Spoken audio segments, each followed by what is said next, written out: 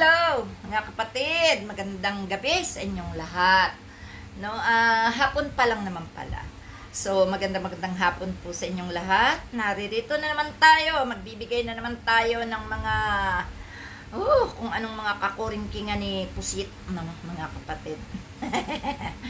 Unang-una, no, nakipagtalo yung abogado ni Kibuloy kay Kuya Noli de Castro, no? At doon ay kitang-kita natin na talagang mga bastos talagang lahi ni Kibuloy. Sipin mo, isang abogado, tatawa-tawa lang siya sa mga sinasabi ni Kuya Noli de Castro at mamaliin pa ang sinasabi ng isang matino, no? Bakit nga ba gano'n, ano, yung mga lahi ni Kibuloy? Kailangan makipagtalo kapag nasusukol na ang kanilang mga sinasabi, kapag sila'y nasusupalpal na. Alam niyo kung anong ginagawa?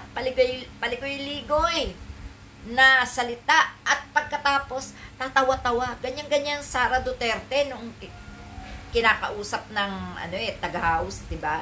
Ganyan-ganyan siya kawalang hiya magsalita. Kaya nga natagawrian siya ngayon na Pusit, no? And ito naman si Escudero, binanatan din si Sara Duterte, bumuelta naman si Pusit. Alam niyo sabi ni Pusit? Ang pansinin daw ni Escudero is yung make-up ng asawa na pagkakapal-kapal. Pati naman yung make-up, pinakialaman pa, no? Ha? Kumikita naman ng kanya yun, yung si Hart, no? Hindi naman natin masasabing ninakaw sa gobyerno yun, hindi katulad ng ginagawa niya, puro nakaw, no? Dami talagang kawalang hiyan to Sara, inilabas talagang kabastusan yan at saka ang pagiging bully, no? Diba, dalawang kongresista natin ang binababoy niya, si Congresswoman na France at si Congressman Raul Manuel, diba? Mga senador, binanatan na rin siya ng binanatan at eto nga, naririnig ko, no? Hindi daw papayag si Marcos na babuyin ang kanyang administrasyon.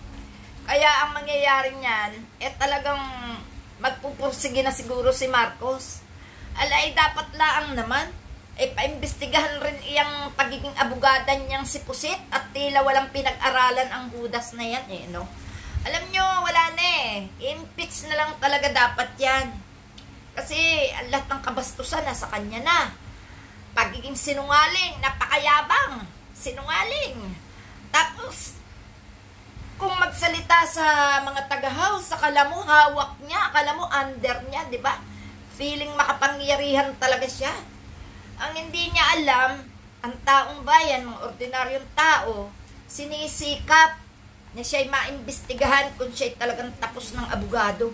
Bakit boba? Di ba? Yan yung mga ganyang klase ng tao ang talagang mapanlinlang.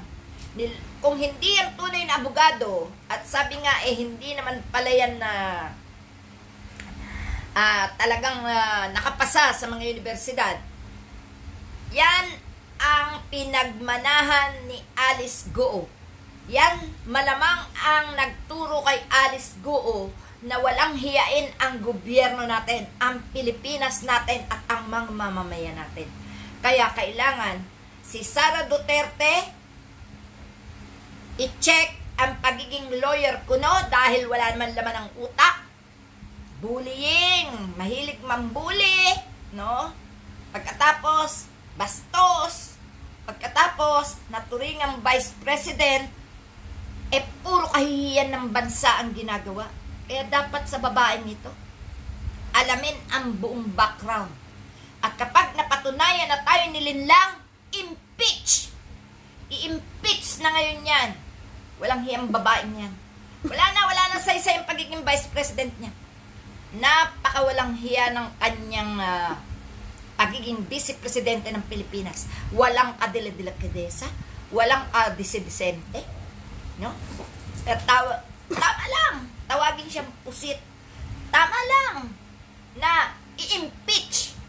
Kaya yung si Sara talagang wala na.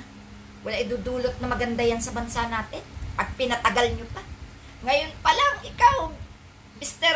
President Bongbong Marcos, ikaw mismo, tanggalin mo yan si Sara Duterte, may kapangyarihan ka naman. No?